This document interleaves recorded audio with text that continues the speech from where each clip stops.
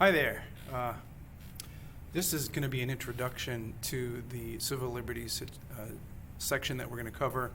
I might go over this briefly in class, but I really want you to be able to understand what we're going to get into when we actually get into the cases that will relate to the certain amendments and the certain types of rights and things like that. So just a quick little primer that you will be responsible for, but mainly to try to understand the cases. I'm not going to ask you what the 5 parts of the First Amendment are and all that kind of stuff, but just to kind of give you an idea. So let me kind of center that a little bit.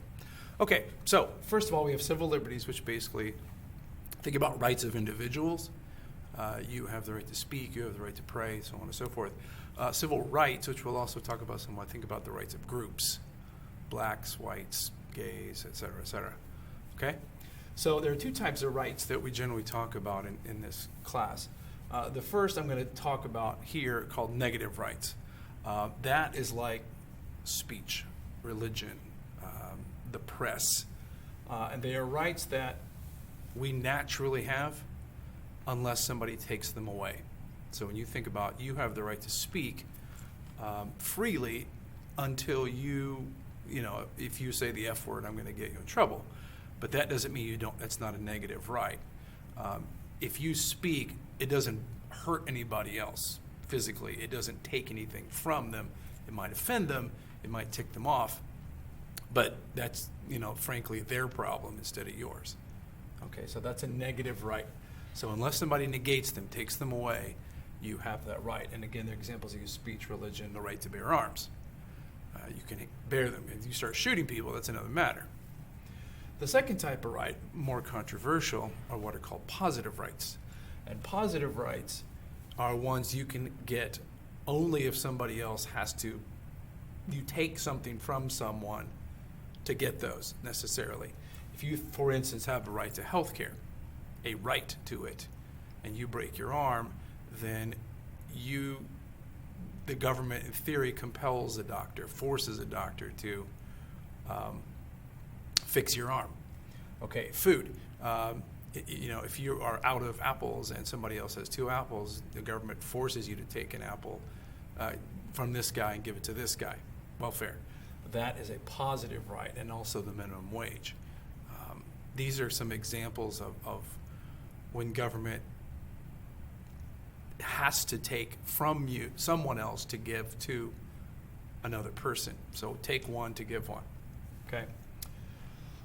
So any questions on those? We can go back over this a little bit, but that's kind of how this goes. Okay. So our amendments we're going to mainly cover.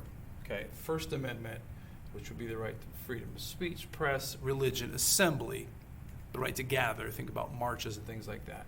And then petition, which basically is the right to complain, criticize the government. I hate Trump, I love Trump, I hate Biden, all that stuff. Okay? The 14th Amendment goes with the First Amendment, and it does 2 things for our purposes. It applies the Bill of Rights, 1st, 2nd, 3rd, 4th, 5th, 6th, 7th, 8th, 9th, 10th Amendments to the states.